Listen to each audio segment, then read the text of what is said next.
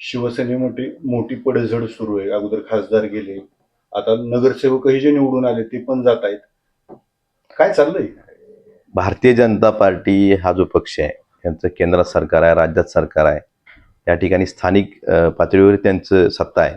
अशा वेळेस असे फोडाफोडी करण्याची त्यांना गरज का पडावी? तर याच्या मागचं कारण एकच आहे की लोकभावना भारतीय जनता पार्टीच्या विरोधात गेलेली. त्यामुळे याला कुठंतरी लोकभावना जरी विरोधात गेली असली तर लोकांनी निवडून दिलेली लोक जर आमच्यासोबत आली तर लोकही आपल्यासोबत येतील.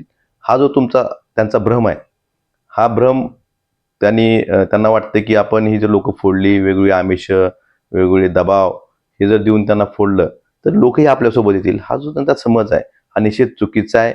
आणि भारतीय जनता पार्टीला या बाबतीतला म्हणजे ज्यावेळेस निवडणुका होतील, पुढच्या ज्या 29च्या निवडणुका होतील त्यावेळेस लक्षातच येईल.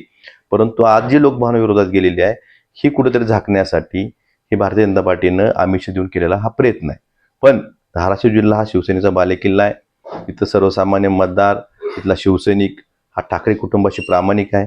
आणि इथून पुढच्या काळातही जे सर्वसामान्य माणसं आहेत ज्यांची संघर्ष करायची तयारी अशा तरुणांना सोबत घेऊन या ठिकाणी संघटनेची पुनर्बांधणी करू. आणि याआधी ज्या आमच्या चुका झाल्या असतील त्यातून आम्ही धडा घेऊ, माणसांच्या बाबतीत किंवा ज्या चुका आमच्याकडनं झाल्या असतील त्यातून धडा घेऊ आणि जे चुकलेत त्यांना धडाही शिकवू आम्ही.